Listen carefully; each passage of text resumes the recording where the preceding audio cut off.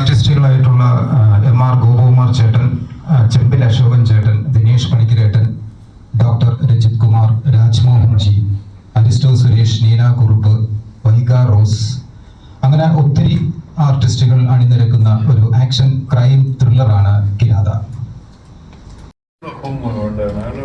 ഞാൻ പറഞ്ഞില്ലേ, നല്ല കാര്യങ്ങൾ നമ്മൾ ചെയ്യുമ്പം അവിടെ ഈവിൾ ഇഫക്റ്റ് അല്ലെങ്കിൽ നെഗറ്റീവ് എനർജി വർക്ക് ചെയ്യും. ആ മൈക്കിലേക്ക് അത് കയറി, ആ പ്രവാഹം ഇതുവരെയ്ക്കും തടസ്സമില്ലാത്ത ഫൈനൽ എല്ലാവരെയും കൂടെ കിട്ടിയപ്പോൾ ഇത് ഗംഭീരമാവും, ബൂമിങ് ആവും എന്ന് മനസ്സിലായപ്പോൾ അതിനകത്തേക്ക് നെഗറ്റീവ് എനർജി കയറി. എല്ലാ മീഡിയയുടെ ആളുകൾക്കും നന്ദി. ഞാൻ ഇടത്തൊടി ഭാസ്കരൻ, ഈ സിനിമയുടെ പ്രൊഡ്യൂസർ. കഴിഞ്ഞ 41 വർഷമായി ബഹ്റൈനിലും സൗദിയിലുമായിട്ട് ജീവിച്ചു വരുന്ന ഒരാളാണ്. താമസം ബഹ്റൈനിലാണ്.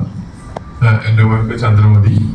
പിന്നെ ഒരു കൂട്ടുകെട്ടിലൂടെ, വേറൊരു പ്രതി എൻ്റെ വളരെ സുഹൃത്തായിരുന്നു. 8-9 കൊല്ലം അത് ഫേസ്ബുക്കിലൂടെയാണ്.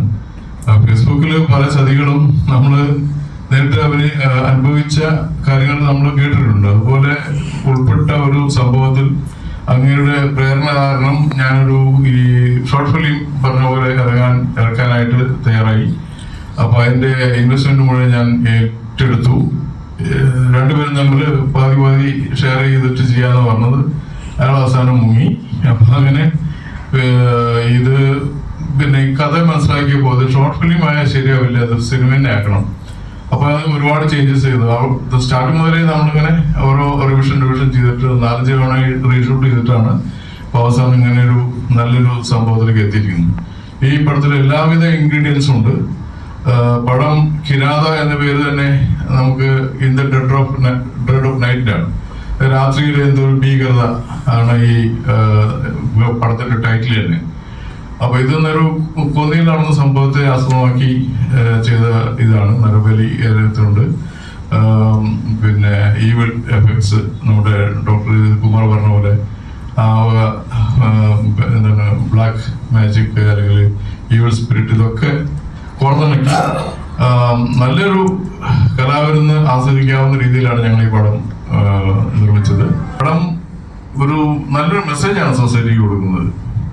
കാരണം നമ്മൾ ഇന്നും എപ്പോഴും കേട്ടുകൊണ്ടിരിക്കുന്ന നരബലിയും മറ്റേ ഈ അന്ധവിശ്വാസങ്ങളിലൂന്നി നല്ല നല്ല കുടുംബങ്ങൾ വഴിവഴിച്ച് പോകുന്നൊരു സിറ്റുവേഷൻ ഉണ്ട്.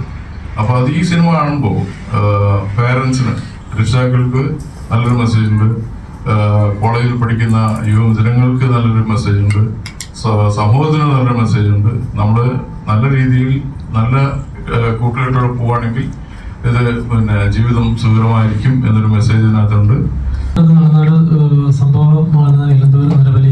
എല്ലാവരും കേട്ടിട്ടുള്ള കാര്യങ്ങളായിരിക്കും. അപ്പൊ അതിൽ നിന്നാണ് ഞാൻ ഈ കഥ ഉരുത്തിരിച്ചുണ്ടായത്. ഇപ്പൊ കേസ് നടക്കുന്നതുകൊണ്ട് നമുക്ക് ആ കഥ അതുപോലെ എടുത്ത് ചിത്രീകരിക്കാൻ കഴിയില്ല. അതുകൊണ്ട് നമ്മൾ അതിനെ വേറെ രീതിയിലേക്ക് മാറ്റി അതിനെ ഇപ്പം എന്നാൽ ആ മെസ്സേജ് നമുക്ക് നഷ്ടപ്പെടാത്ത രീതിയിൽ ആൾക്കാർക്ക് മനസ്സിലാവുന്ന രീതിയിലാണ് ഇപ്പൊ ഈ കഥ ഒരുക്കിയിരിക്കുന്നത്. ഇതിപ്പോ ജനുവരി 23-നാണ് നമ്മൾ റിലീസ് വെച്ചിരിക്കുന്നത്. ഈ നേരത്തേട്ടൻ പറഞ്ഞ പോലെ ഡെവിൾസിന്റെ ഒരു പൂരമേളയായിരുന്നു ആ ഷൂട്ടിങ്. പലവട്ടം ഷൂട്ടിങ് നിന്നുപോയി. മഴ കാരണം ഷൂട്ടിങ്, വെള്ളപ്പൊക്കം ഉണ്ടായി ആ സമയത്ത്, ഷൂട്ടിങ് ചെയ്യുന്ന സമയത്ത്. അങ്ങനെ ദുരന്തങ്ങളുടെ ഒരു മേളയായിരുന്നു ഇത്. പലപ്പോഴും പടം നിന്നു പോയതാണ്. ആദ്യം തന്നെ സാറ് പറഞ്ഞനുസരിച്ച് ഒരാൾ ഇതിനകത്ത് നിന്ന് ചീറ്റ് ചെയ്ത് അദ്ദേഹത്തിന്റെ കുറച്ച് പണം നഷ്ടപ്പെട്ടു. പിന്നെ ഇപ്പൊ പുള്ളി വേണ്ടെന്ന് വെച്ചിട്ട് പോയി. പിന്നെ സാറിന്റെ ഒരു മനസ്സും അവരുടെ രണ്ടുപേരുടെയും താല്പര്യവും അവരുടെ ഫാമിലിയുടെ താല്പര്യം ഉണ്ടായി പടം വീണ്ടും നടന്നതും ഇത് ഇവിടെ വരെ എത്തിക്കാൻ പറ്റിയതും. ഷൂട്ടിംഗ് എങ്ങനെയും നടക്കാം, പക്ഷെ ഇത് തിയേറ്ററിൽ എത്തിക്കുക എന്ന് പറയുന്നത് വലിയൊരു കടമ്പയായിരുന്നു. ഈ നിമിഷം വരെ ഇപ്പോഴും ഞങ്ങൾ അതിന്റെ ചർച്ച അതുപോലെ ഒരു റിസ്ക് ആണ്. അപ്പം ഫസ്റ്റാണ് അവരുടെ അറ്റംപ്റ്റും എന്റെയും ഫസ്റ്റ് പടമാണ്. അപ്പോൾ അതിൽ വലിയ റിസ്ക് എടുത്താണ് നമ്മൾ ഈ പടം ഇവിടെ കൊണ്ടെത്തിച്ചത്. അപ്പം എനിക്കിപ്പോൾ പറയാനുള്ളത് വെച്ചാൽ അത്യാവശ്യം നല്ല രീതിയിലുള്ള മേക്കിങ്ങും നമ്മുടെ സാമ്പത്തികത്തിന് ഒരു രീതിയിലുള്ള ആർട്ടിസ്റ്റുകളും നമുക്ക് വെച്ച് ഈ പടം ചെയ്തിട്ടുണ്ട്. എൻ്റെ പരമാവധി ഞാൻ കോന്നിയിലാണ് മുഴുവൻ ഷൂട്ടിങ് നടത്തിയത്. 1-2 സീൻ മാത്രമേ എറണാകുളം നടക്കേണ്ടി വന്നു. പരമാവധി നന്നായിട്ട് ചെയ്യാൻ എൻ്റെ കലിപ്പിനും സാമ്പത്തികത്തിനും ചെയ്യാൻ പറ്റുന്ന രീതിയിൽ നമ്മളത് ഷൂട്ട് ചെയ്തത്. ആദ്യം ഷോർട്ട് ഫിലിമായിട്ടാണ് അത് പ്ലാൻ ചെയ്തതും അതിൻ്റെ ഒരു നിലവാരത്തിൽ നമ്മളാണ് അത് ഉദ്ദേശിച്ചതും. പിന്നെ അന്ന് ഷീറ്റിങ് കഴിഞ്ഞ പിന്നെയാണ് സാറ് വന്നതും. പിന്നെ നമ്മൾ കുറച്ചൊക്കെ ഡെവലപ്പ് ചെയ്ത് ഒരുപാട് മാറ്റങ്ങൾ വരുത്തിയ സിനിമ ഈ നിലയിലെത്തി. 4 പാട്ടുണ്ട്. അരിസ്റ്റോ സുരേഷായിട്ട് ഒരു നാടൻ പാട്ട് ഇതിൽ പാടിയിട്ടുണ്ട്. പിന്നെ അത്യാവശ്യം കണ്ടിരിക്കാൻ 2 മണിക്കൂർ 15 മിനിറ്റും നമ്മൾ അതിന് മാന്യമായിട്ടുള്ള രീതിയിൽ ആൾക്കാർക്ക് ബോറടിക്കാത്ത രീതിയിൽ പരമാവധി ചെയ്യാൻ ഞാൻ ശ്രമിച്ചിട്ടുണ്ട്. പിന്നെ നിങ്ങളാണ് അത് വിലയിരുത്തേണ്ടത്, വിജയിപ്പിക്കേണ്ടതൊക്കെ. ഞങ്ങളാൽ കഴിയുന്നതെല്ലാം ഞാൻ ചെയ്തിട്ടുണ്ട്. പിന്നെ വലിയ വമ്പൻ സിനിമകളുമായി കിടപിടിക്കുന്ന രീതിയിലോ ടെക്നിക്കലായിട്ടോ ഇല്ലെങ്കിൽ ക്വാളിറ്റിയോ അങ്ങനെയൊക്കെ അല്ലെങ്കിൽ അതിന്റെ ബാക്ക്ഗ്രൗണ്ട് അത്രയും ഉണ്ടാവില്ല. കാരണം ചെറിയൊരു പരിമിതികൾ ചെയ്ത പടമാണ്. അപ്പോൾ അതിനെ വെച്ച് കമ്പയർ ചെയ്യാതെ ഇല്ലെങ്കിൽ അതിനെ വെച്ച് നമ്മൾ വലിയ ട്രോളിയോ ഇതാണ് പടം ആ രീതിയിൽ നമ്മൾ ട്രോളിയൊക്കെ അല്ലാതെ നമുക്ക് ചെറിയൊരു ബഡ്ജറ്റിൽ പുതുമുഖങ്ങളെ വെച്ച് ചെയ്യുന്ന ഒരുപാട് സംവിധായകർ ആഗ്രഹിച്ച് നടക്കുന്നവരുണ്ട്, കഷ്ടപ്പെടുന്നവരുണ്ട്. അവർക്കൊരു പ്രചോദനമായിട്ട് വരട്ടെ എന്നാണ് എൻ്റെ ഒരു പ്രാർത്ഥനയും എൻ്റെ ഞങ്ങളുടെ എല്ലാം ഒരു ഇത്. കാരണം ഒരുപാട് കുട്ടികൾ ഒരു വേഷത്തിന് വേണ്ടി ഒരുപാട് പേര് അവസരം തേടി നടക്കുന്നുണ്ട്, ഓഡീഷന് പോയിട്ടുണ്ട്. ഈ പടത്തിൽ തന്നെ ഓഡീഷന് ഒരു പയ്യൻ ബൈക്ക് വിറ്റിട്ട് ഓഡീഷന് പിന്നെ പൈസ കൊടുത്തിട്ട് പടം അവനെ അവസാനം പറ്റിച്ചെന്ന് പറഞ്ഞിട്ട് വന്നിട്ടാണ് ഞാൻ ആ പടത്തിൽ ഒരു ക്യാരക്ടർ കൊടുത്തത്. മോഡലിംഗ്. നമസ്കാരം. ഭാസ്കർ സാർ സൂചിപ്പിച്ചതുപോലെ ഇതിൻ്റെ അവസാന സ്റ്റേജിലാണ് ഞാനിതിൽ വരുന്നത്. ശരിക്കും അവിടെ ബഹ്റിനിൽ വെച്ച് അദ്ദേഹത്തെ പരിചയപ്പെടാനും അവിടെ ചെയ്ത ഒരു ഷോർട്ട് ഫിലിമിൽ ഒരുമിച്ച് അഭിനയിക്കാനും സാധിച്ചതാണ്. അവിടെ 2 ഷോർട്ട് ഫിലിം അവിടെ ചെയ്തിട്ടുണ്ട്, ബഹ്റിനിൽ ചെയ്തിട്ടുണ്ട്. സ്റ്റാർസ് ഇൻ ദ ഡാർക്ക്നെസ് എന്ന് പറഞ്ഞൊരു സിനിമ, അതുപോലെ തന്നെ അച്ഛൻമാഷ്, ഞാൻ അഭിനയിച്ച അച്ഛൻമാഷ് എന്ന് പറയുന്ന സിനിമ. ഇത് രണ്ടും ഒന്നിൽ ഞാൻ അഭിനയിച്ച അതുകൊണ്ട് മാത്രമല്ല പറയുന്നത്, രണ്ടും നല്ല പെർഫെക്ഷനുള്ള ഫിലിംസ് ആയിരുന്നു. അതുകൊണ്ട് തന്നെ എനിക്ക് ഞാനിതിൽ ഒരു സീനും ഒരു ബൈ സീനും മാത്രമേ അഭിനയിച്ചിട്ടുള്ളൂ. പക്ഷേ ഈ സിനിമ നന്നായിരിക്കും എന്ന് ഞാൻ എൻ്റെ മനസ്സുകൊണ്ട് ഹൃദയം കൊണ്ട് ആശിക്കുന്നു.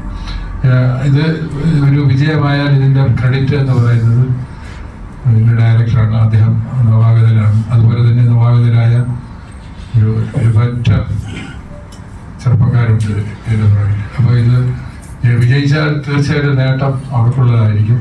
ഇതിന്റെ ഇത് വിജയിക്കുകയാണെങ്കിൽ അതിന്റെ കാരണവും അവർ തന്നെയാണ്. എന്നെപ്പോലെ ദേശ് പണിക്കരെ പോലെയുള്ള പോലെയുള്ള ആളുടെ കോൺട്രിബ്യൂഷൻ അല്ല, അത് അവരുടെ കോൺട്രിബ്യൂഷനാണ്. കാരണം അവർ അത്രയും സ്ട്രെയിൻ എടുത്ത് അവർ അത്രയും സിൻസിയറായിട്ട് എന്നെ സംബന്ധിച്ചിടത്തോളം ഞാൻ കണ്ടത് വെച്ചിട്ട് അവർ വളരെ ഗംഭീരമായിട്ട് പെർഫോം ചെയ്തിട്ടുണ്ട്. അതുകൊണ്ട് തന്നെ ഇതിന്റെ എല്ലാ ക്രെഡിറ്റും ഇതിന്റെ അഭിനയത്തിന്റെ സൈഡിൽ നിന്ന് അവർക്ക് തന്നെയാണ്. പിന്നെ ഇതിന്റെ പ്രൊഡ്യൂസറായിട്ട് വന്ന ഇതൊരു അവതാരം പോലെ വന്ന മനുഷ്യനാണ് ഭാസ്കർ സാർ. അദ്ദേഹത്തിൻ്റെ കുടുംബത്തിന് എന്നും നല്ലത് വരട്ടെ എന്ന് പ്രാർത്ഥിക്കുന്നു. ഇതിൽ പങ്കെടുത്ത എല്ലാവർക്കും നല്ലത് വരട്ടെ എന്ന് ആശംസിക്കുന്നു. നമസ്കാരം. കഴിഞ്ഞ 5 വർഷത്തോളം ആവുന്നു നിങ്ങളാവുന്ന സോഷ്യൽ മീഡിയയിലെ പ്രവർത്തകരെ ഞാൻ ബിഗ് ബോസിൽ പറഞ്ഞൊരു വാക്കുണ്ട്, കിങ് മേക്കർ ആവാൻ എനിക്ക് ഭയങ്കര ഇഷ്ടമാണ്. ഇപ്പം ഞാൻ ഇൻ്റർവ്യൂകൾ ബിഗ് ബോസിന് ശേഷം കൊടുത്തു തുടങ്ങിയപ്പോൾ വമ്പൻ മീഡിയയ്ക്ക് കൊടുക്കുകയുള്ളൂ എന്നോ എക്സ്പീരിയൻസും ഇത്രത്തോളം മില്യൺ അല്ലെങ്കിൽ ഇത്രത്തോളം ലക്ഷം സബ്സ്ക്രൈബേഴ്സ് ഉള്ളവർക്കേ കൊടുക്കുകയുള്ളൂ എന്നോ ആരോടും പറഞ്ഞിട്ടില്ല. മറിച്ച് ഞാൻ അന്നും പറഞ്ഞത് തുടക്കക്കാർക്കാണ് ഏറ്റവും കൂടുതൽ കൊടുത്തു തുടങ്ങുന്നത്, അല്ലേ? സ്റ്റാർട്ടിംഗ് ആയിട്ടുള്ള ഒരുപാട് നിങ്ങളിൽ പലരും അന്ന് തുടക്കക്കാരായിരുന്നു. അവർക്കെല്ലാം അറിയാം നിങ്ങളൊന്നും അല്ലായിരുന്ന സമയത്തെ ഞാൻ നിങ്ങളോടൊപ്പം കൂടിയതാണ്. ഇപ്പം നിങ്ങളിൽ കുറേ പേർ വലിയ ചാനലുകളായി. ഈ തുടക്കക്കാരെ വളർത്തുക, ഉയർത്തുക എന്ന് പറയുന്നത് പലപ്പോഴും നമ്മുടെ മലയാളത്തിൽ വളരെ കുറവായിട്ട് കാണുന്നു എന്നുള്ളത് കൊണ്ടാണ് ഞാൻ അങ്ങനെ ഒരു കാര്യം ചെയ്തത്. അതെനിക്ക് അഭിമാനത്തോടെ പറയാൻ പറ്റും. അതിന് തെളിവ് നിങ്ങളിൽ കുറേ പേരുണ്ട്. ഇവിടെ ഇപ്പം 100 കണക്കിന് ചാനലുകൾ നമ്മുടെ എറണാകുളം ടൗണിലുണ്ട്, ജില്ലയിലുണ്ട്. അപ്പം ഇവിടെ ഈ തുടക്കക്കാരൻ എന്നുള്ള നിലയിൽ ഈ സംവിധായകനായ റോഷൻ കോന്നിയെ ഒരിക്കലും അണ്ടർ എസ്റ്റിമേറ്റ് ചെയ്യരുത്. പലപ്പോഴും നമ്മൾ തുടക്കക്കാർക്കും പുതിയതായിട്ട് വരുന്ന ആൾക്കാർ അവരെല്ലാം നമ്മൾ അണ്ടർ എസ്റ്റിമേറ്റ് ചെയ്യും. ഈ അടുത്ത ഇപ്പം ഞാൻ കുറേ സിനിമകൾ ചെയ്തുകൊണ്ടിരിക്കുന്നുണ്ട്. അതിനകത്ത് ചിലർ തന്നെ സ്ക്രിപ്റ്റ് റൈറ്റേഴ്സ് പറഞ്ഞാണ്, ഈ സ്ക്രിപ്റ്റും കൊണ്ട് ഞാൻ ചെന്നപ്പോഴത്തേക്ക് ഇന്ന ആർട്ടിസ്റ്റ് പറഞ്ഞു, ഇന്ന പ്രൊഡ്യൂസർ പറഞ്ഞു, ഓ നിങ്ങൾ ഇതിന് മുമ്പ് ഏത് സിനിമയാണ് ചെയ്തത്, നിങ്ങൾ ഏത് വർക്കാണ് ചെയ്തത്? ഇല്ല സാർ, ഞാൻ ആദ്യമായിട്ടാണ്. അത് നമുക്ക് പിന്നെ നോക്കാം കേട്ടോ എന്ന് പറഞ്ഞ് തട്ടിവിട്ട സമയത്ത് തുടക്കക്കാരനായ റോഷൻ താൻ എഴുതിയ തൻ്റെ സഹധർമ്മിണി വൈഫ് സ്ക്രിപ്റ്റ് റൈറ്ററാണ്. ഇവർ രണ്ടുപേരും കൂടെ പ്ലാൻ ചെയ്ത് ഏറ്റവും നല്ല രീതിയിൽ മെനഞ്ഞെടുത്ത ആ സ്ക്രിപ്റ്റും കൊണ്ട് പലപ്പോഴും നമ്മുടെ സ്ക്രിപ്റ്റ് റൈറ്റേഴ്സ് കഷ്ടപ്പെട്ടുണ്ടാക്കുന്ന ആ സ്ക്രിപ്റ്റും കൊണ്ട് ഒരുപാട് പ്രൊഡ്യൂസർമാരുടെ വീടുകളിലാണ് പോയി കാവൽ നിൽക്കുന്നത്, ഡയറക്ടർമാരുടെ അടുത്ത് ചോദിക്കാൻ പോകുന്നതൊക്കെ. ഇവിടെ അങ്ങനെയുള്ള ഒരു പരിപാടിയിൽ ദൈവാനുഗ്രഹമുള്ള നല്ല മനസ്സുള്ള അദ്ദേഹത്തെ കാണുമ്പോൾ തന്നെ അറിയാം ഞാൻ ഇരുത്തി സൂചിപ്പിക്കുന്നൊന്നുമല്ല, കാരണം ഉള്ളത് സത്യമായിട്ട് ഞാൻ പറയുന്ന ഒരാളാണ്. എടത്തൊടി ഭാസ്കരൻ എന്ന് പറയുന്ന ചേട്ടനിലേക്ക് ഇവരെ എത്തിച്ചേരുന്നു എന്നുള്ളതാണ് ഇതിൻ്റെ ആദ്യത്തെ ഞങ്ങളെ സംബന്ധിച്ചുള്ള വിജയം. അദ്ദേഹം ഈ കഥ മൊത്തം കേട്ട് കഴിഞ്ഞപ്പോൾ മറ്റൊന്നും നോക്കിയില്ല. അദ്ദേഹം ഒരുപാട് മുൻനിര സിനിമാ സംവിധായകന്മാരുടെ സുഹൃത്താണ്. ഒന്നുകൂടെ ഒരു പരാതി എടുത്തു പറഞ്ഞാൽ ഉണ്ണി മുകുന്ദൻ എന്ന് പറയുന്ന നമ്മുടെ കൂടെയുള്ള മുൻനിര ആർട്ടിസ്റ്റ് എടത്തൊടി ഭാസ്കരൻ ചേട്ടൻ്റെ വീട്ടിൻ്റെ തൊട്ട അയൽവക്കമാണ്. ഉണ്ണിയുടെ അച്ഛനും സാറുമായിട്ട് ഭയങ്കര കമ്പനിയാണ്. അപ്പം അങ്ങനെയുള്ള വലിയ ആർട്ടിസ്റ്റുകളെ വെക്കാനുള്ള അവസരം ഉണ്ടായിട്ടും ഭാസ്കരൻ ചേട്ടൻ അത് ചെയ്തില്ല. മറിച്ച് അദ്ദേഹം ചെയ്തത് മുൻനിരയിലുള്ള 100 കണക്കിന് പുതിയ തലമുറയിലെ പുതിയ താഴെത്തട്ടിലുള്ള മിടുക്കരായ കുട്ടികളെ, വ്യക്തികളെ, ഞാൻ ഉൾപ്പെടുന്ന ഒരുപാട് പേരെ കൈപിടിച്ചുയർത്താനും അവസരം കൊടുക്കാനുമാണ് ശ്രമിച്ചത്. ഈ ജനുവരി 23 പുറത്തിറങ്ങുന്നത്. അതുപോലെ തന്നെ ആർട്ടിസ്റ്റുകൾ എന്ന് പറയുന്നത് വളരെ സീനിയർ ആയിട്ടുള്ള അല്ലെ എക്സ്പീരിയൻസ്ഡ് ആർട്ടിസ്റ്റുകളെക്കാൾ എന്ന് പറയുന്നില്ല, പക്ഷെ അവരോടൊപ്പം കിടപിടിക്കുന്ന രീതിയിൽ തന്നെ വളരെ മികച്ച പെർഫോമൻസ് ആണ് ഇതിലുള്ള എല്ലാ ആർട്ടിസ്റ്റുകളും പെർഫോം ചെയ്തിരിക്കുന്നത്. അതുപോലെ തന്നെ ബാക്കിയുള്ള ടെക്നിക്കൽ സൈഡുകളായാലും എല്ലാം അത് നേരത്തെ റോഷൻ പറഞ്ഞതുപോലെ അതിൻ്റെ പരിമിതികൾക്കുള്ളിൽ നിന്നുകൊണ്ട് ആ ടെക്നിക്കൽ വർക്കുകളെല്ലാം തന്നെ നമ്മൾ ചെയ്യാനായിട്ട് കഴിഞ്ഞിട്ടുണ്ട്. അപ്പം ഞാൻ നേരത്തെ പറഞ്ഞതുപോലെ ബാഹുബലി പോലെയുള്ള വലിയ വലിയ വമ്പൻ സിനിമകളുമായിട്ടൊന്നും കമ്പയർ ചെയ്യരുത്. പക്ഷേ ചെറിയ പടങ്ങൾ ഇപ്പം ജനങ്ങൾ സ്വീകരിക്കുന്നുണ്ട്. വമ്പൻ പടങ്ങൾ ഇപ്പം കഴിഞ്ഞ ദിവസങ്ങളിൽ ഇറങ്ങിയ വമ്പൻ പടങ്ങളും പൊട്ടി. ഏകദേശം ഒരു വർഷം 250 മുതൽ 300 വരെ സിനിമയാണ് റിലീസ് ചെയ്തുകൊണ്ടിരിക്കുന്നത് കേരളത്തിൽ. അന്യഭാഷാ സിനിമകൾ വന്നിട്ട് അവർ വമ്പൻ വിജയങ്ങൾ നേടി കോടികൾ കൊണ്ടുപോകുന്നു. പക്ഷെ നമ്മുടെ നാട്ടിലെ പുതിയ തലമുറയിലെ ആൾക്കാരെ, ന്യൂകമേഴ്സിനെ ഉയർത്തേണ്ടത് നമ്മൾ തന്നെയാണ്. കാരണം നാളെ നിങ്ങളാകുന്ന പ്രേക്ഷകരുടെ മക്കൾമാർ, സഹോദരങ്ങൾ, കൂട്ടുകാർ ഇവരെല്ലാം സിനിമ ഇൻഡസ്ട്രിയിലേക്ക് വരേണ്ടവരാണ്, താല്പര്യമുള്ളവർ. അപ്പൊ നമ്മൾ സീനിയേഴ്സിനെ മാറ്റി നിർത്തുക എന്നുള്ളതല്ല, മുൻനിര മികച്ച ആർട്ടിസ്റ്റുകൾ തന്നെയാണ് നമ്മുടെ മുമ്പിലുള്ളത്. അവരെല്ലാം അവരുടേതായിട്ടുള്ള കഴിവുകൾ കാണിച്ചുകൊണ്ടിരിക്കുന്നു, അവരെല്ലാം ഉയർന്നു കഴിഞ്ഞു. പക്ഷെ താഴത്തെ തട്ടിലുള്ളവരെ കൂടി കൈപിടിച്ചുയർത്തേണ്ട ഉത്തരവാദിത്വം നമുക്ക് ഓരോരുത്തർക്കും ഉണ്ട് എന്ന ഒരു പ്രിൻസിപ്പിൾ, ഒരു മൂല്യത്തിൽ ഞാൻ അടിയുറച്ച് വിശ്വസിക്കുന്നു. ആ തരത്തിൽ നമ്മുടെ താഴെത്തട്ടിലുള്ള 100 കണക്കിന് ആർട്ടിസ്റ്റുകൾക്ക് അവസരം കൊടുത്തുകൊണ്ട് ഒരു കോളേജ് പശ്ചാത്തലമാക്കിക്കൊണ്ട്, ഇത് കോളേജ് സ്റ്റോറിയാണ്. എപ്പോഴും കോളേജ് സ്റ്റോറി കേരളത്തിൽ സൂപ്പർ ഹിറ്റ് ആയിട്ടുണ്ട്, മലയാളത്തിൽ സൂപ്പർ ഹിറ്റ് ആയിട്ടുണ്ട്. കോളേജ് ക്യാമ്പസ്, കാരണം ഞാൻ കോളേജിൽ ഒരു 26 വർഷത്തോളം പഠിപ്പിച്ച ഒരു അധ്യാപകൻ എന്നുള്ള നിലയിൽ കോളേജ് ക്യാമ്പസ് എപ്പോഴും ലൈവ്ലിയാണ്. അപ്പൊ കോളേജ് ക്യാമ്പസിൽ നടക്കുന്ന എല്ലാ സംഭവങ്ങളും ഡയറക്ടർ ഈ സിനിമയിൽ ഉൾപ്പെടുത്തിയിട്ടുണ്ടെന്നുള്ളതാണ് ഒരു പ്രത്യേകത. അതിനകത്ത് അവിടെ നിന്നും പിന്നെ കൈവിട്ടു പോകുന്ന കുറേ ഇൻസിഡൻസുകളുണ്ട്. അത് നമുക്ക് ഇപ്പം ഇതിലോട് പറയാൻ പറ്റത്തില്ല. കാരണം അതാണ് ഇതിൻ്റെ ഓരോ ടേണിംഗ് പോയിന്റുകളും ഓരോ സർപ്രൈസുകളും ഈ പടത്തിന് കിരാത എന്ന പേര് വെച്ചത്.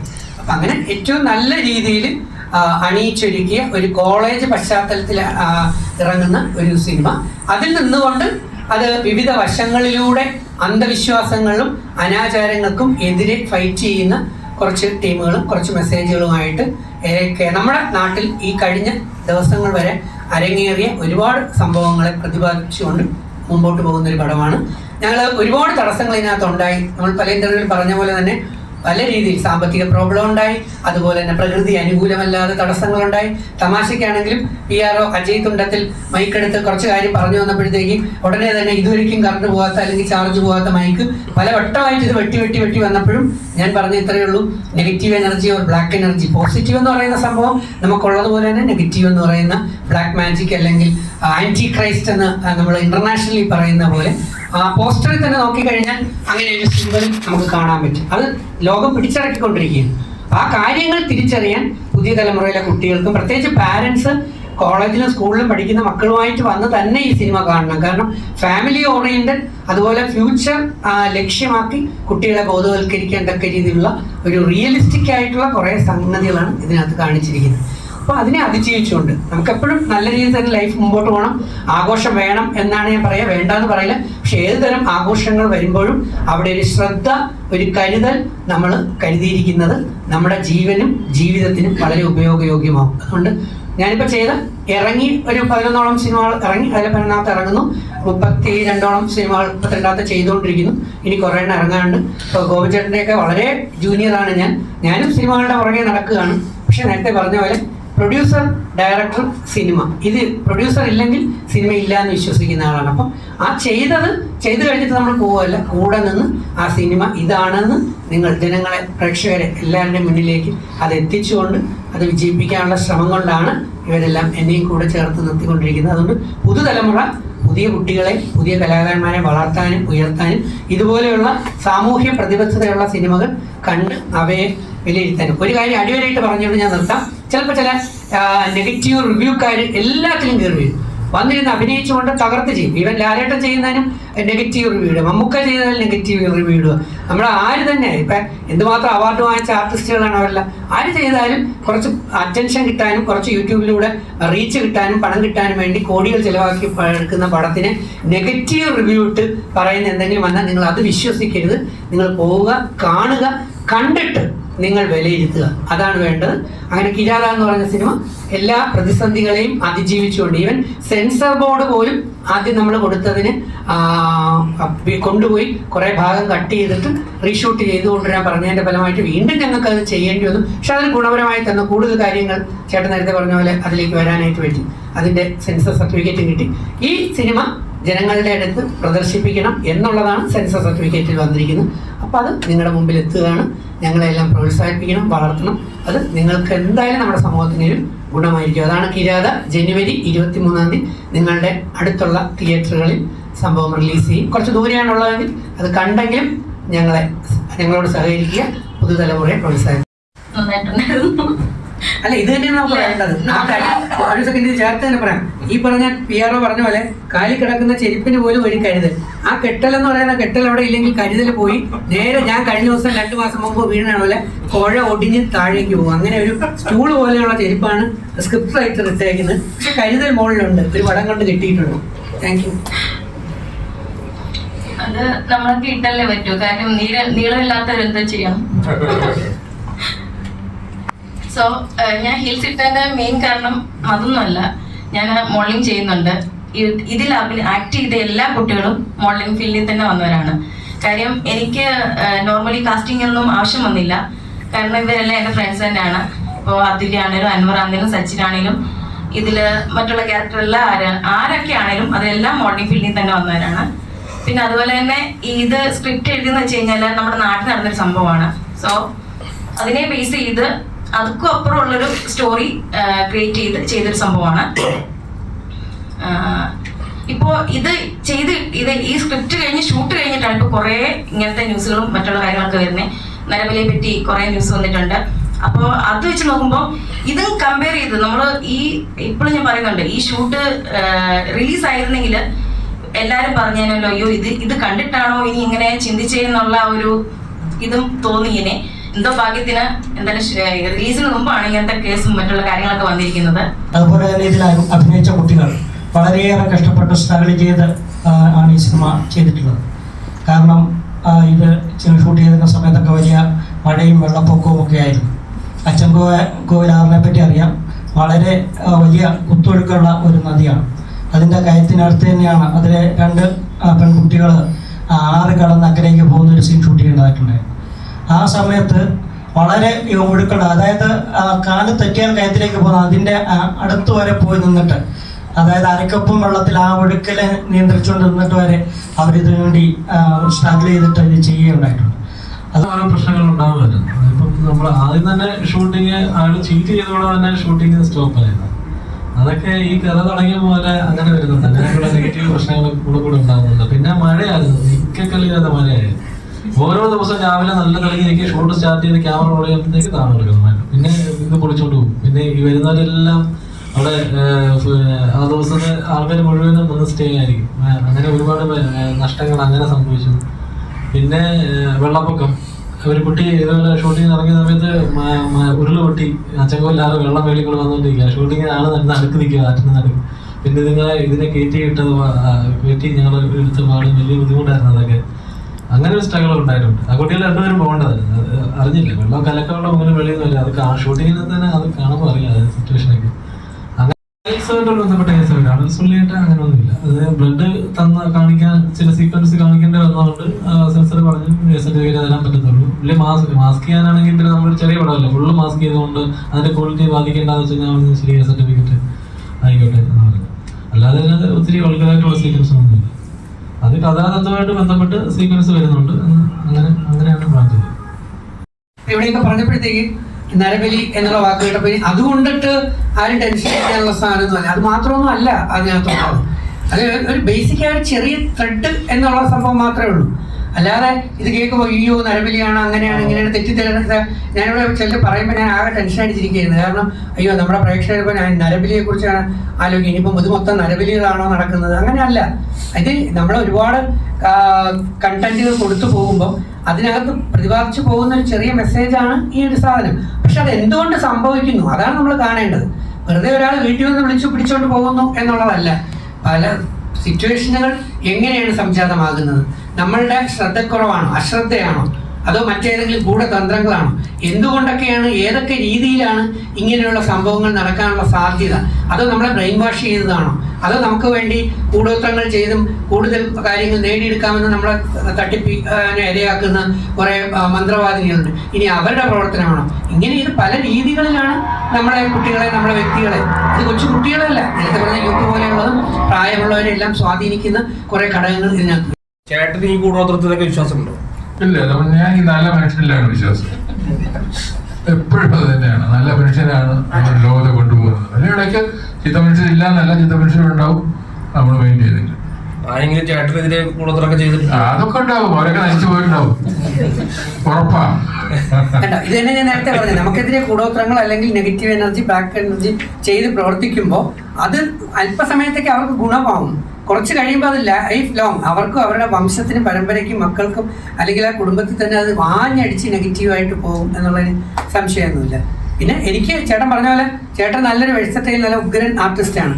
പക്ഷേ എത്രയോ വർഷം കൊണ്ട് സിനിമയിൽ ഉണ്ടായിട്ടും ഒരു മുഖ്യധാരയിൽ, അത് ഞാൻ അടിവരയിട്ട് പറഞ്ഞ വേറെ ഒന്നും കൊണ്ടല്ല, ചേട്ടൻ പ്രൊഫഷനോടെ ഞാൻ പറയാണ്, നെടുമുടി ചേട്ടന്റെ ആ ലെവലിൽ, നെടുമുടി ചേട്ടന്റെ ലെവലിൽ, തിലകൻ ചേട്ടന്റെ ലെവലിൽ, അതേ ലെവലിൽ എത്തേണ്ട ഒരു ആർട്ടിസ്റ്റ് ആയിരുന്നു ഗോവൻ ചേട്ടൻ. ശരിയല്ലേ ചേട്ടാ?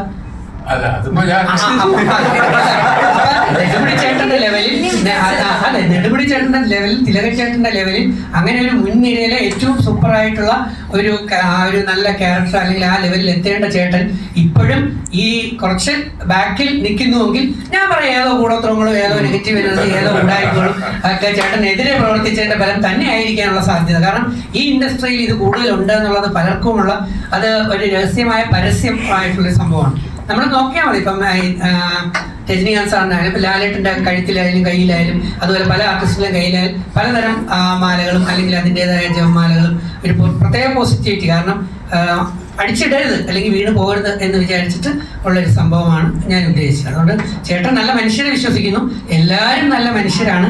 പക്ഷെ ചില സമയങ്ങളിൽ ചില മനുഷ്യർ കുറുകുവഴികൾ തേടും. മറ്റു പലരും വളരുന്നത് ഇഷ്ടമല്ലാത്ത രീതിയിലുണ്ടെങ്കിൽ അവരെ തകർക്കാൻ നോക്കും. പക്ഷെ അവർക്ക് തന്നെയാണ് അത് പിന്നാഞ്ഞിരിക്കുക. ഒരു കാര്യം ഉറപ്പാണ്, കർമ്മ. നിങ്ങൾ മറ്റുള്ളവർക്കൊരു നല്ലത് ചെയ്തിട്ടുണ്ടെങ്കിൽ, നിങ്ങൾ മറ്റുള്ളവർക്കൊരു അവസരം കൊടുത്തിട്ടുണ്ടെങ്കിൽ, നിങ്ങൾ ആരെങ്കിലും കൈപിടിച്ചുയർത്താനായിട്ട് ശ്രമിച്ചിട്ടുണ്ടെങ്കിൽ ഉറപ്പായും ദൈവം നിങ്ങളെ കൈപിടിച്ചുയർത്താൻ രണ്ടുപേരെ അയക്കും എന്നുള്ള കാര്യത്തിൽ എനിക്ക് സംശയമൊന്നുമില്ല.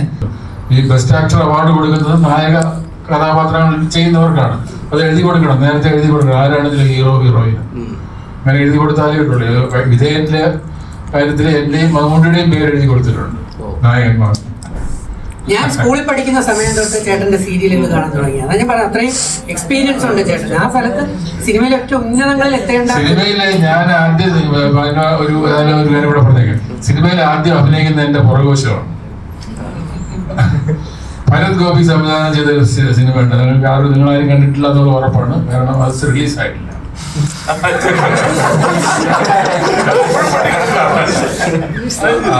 ഞാൻചെടി എന്ന് പറയുന്ന സിനിമയാണ്. മുരളി ആദ്യമായിട്ട് ഇതാണ് സത്യം. Okay, thank you.